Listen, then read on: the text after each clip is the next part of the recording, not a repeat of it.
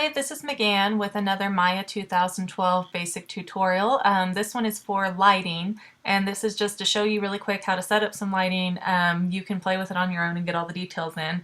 What you're going to want to do is basically any menu that you have it on up here, the lighting is going to be in there. You go over to Create, and then down to Lights. And then you have a couple of different options here. You spotlight, point light, directional light, ambient light, area light, volume light. They all do kind of different things, so I'll let you look that up and play with it as you need it. The most common one to use is the spotlight, and I do recommend clicking the option box whenever you click on any kind of anything that you're doing on Maya, just about. Okay, what you've got here is it's going to ask you the intensity and the cone angle and that sort of thing. The color, that's one you can play with right away.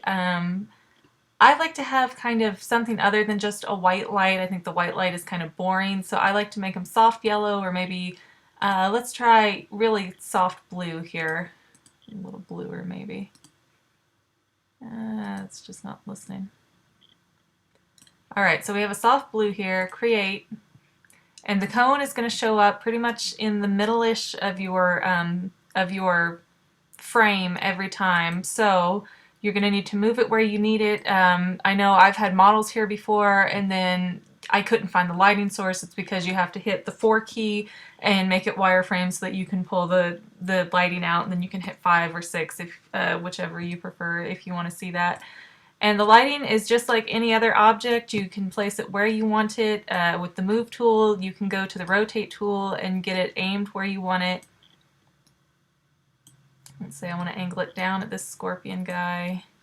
And of course you always want to hold down the command key or control if you're using PC and scroll around to make sure that you're getting everything from the right angle that you're looking at. So, because of course in one angle it might look good and another it might look horrible. You can also use the scale tool, and you can blow it up, make it a bigger light, longer light, fatter light. Okay, and let's say I have that one. Alright, let's say I want an ambient light as well. So I'm going to go up to Create, Lights, Ambient Light, Option Box. Now the ambient light is not going to spotlight, and the spotlight will just kind of throw the light straight at the object that you're using. The ambient light is going to sort of just fill a little bit more of the area with wherever you put it. Let's say make it pink so that we can tell the difference. And let's say, okay, there's my ambient light. I'm going to move it. Say I want it back here. And I want to go to Edit, Attribute Editor. And the ambient light, of course, it doesn't have the cone shape on it because the ambient light is just meant to fill up the area, whereas the spotlight here has the cone because it's sending all the light to that one direction that you're aiming it. So let's say I don't want the intensity to be 1, and 1 is about as strong as you can get. If you go up higher, it'll start to turn white. So let's say maybe I want it to be about 0.5-ish, and I can of course type that in here if I need it to be very, very specific, but I don't at this point. You can also go down and play with shadow, and you can change sort of the shadow color. Maybe it's got a gray shadow for some reason. That should be about all we need for that. Select.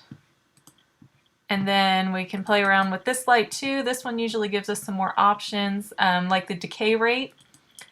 No decay rate means that the light will continue to travel with the same intensity no matter how far it is from the object. The decay, if you want to have a more natural lighting, use Quadratic, and that will do it the way that nature sort of does it. Cone angle, we can kind of play with that up and down, and if you notice the cone angle as I move it, it changes this right here, the size. And you can also do things like fog. Oops. Light fog. Oops. Okay, here we go.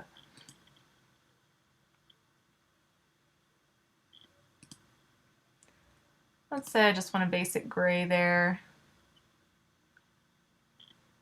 Alright, and if you notice that when you add in the fog, it puts a whole secondary cone over this that is normal, that is supposed to happen, you can go back in and click on the original coloring, or on the original light source that you made, and work on that some more if you want to.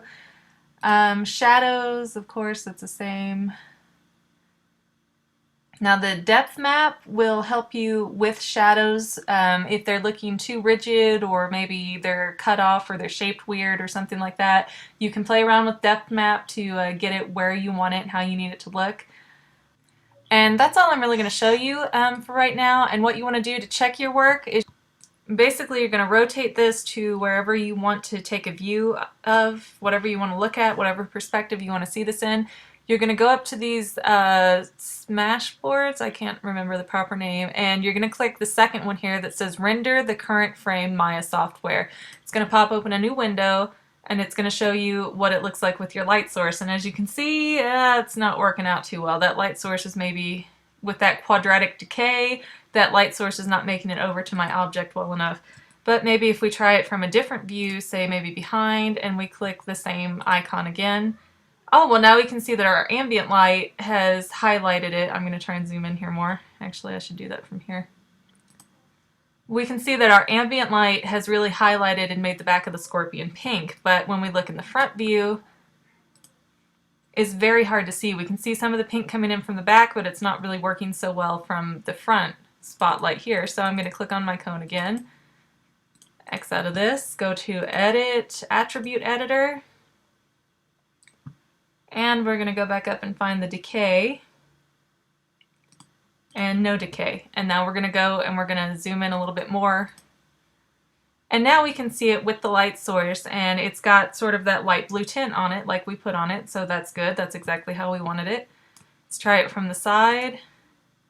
And we can see where the blue and the pink are kind of fighting with one another because the light source is coming in from just a little bit off the side, so it's not coming in from straight on, so we're seeing it coming over the edges, and then the pink is lighting up all the back. So that's a really kind of cool effect.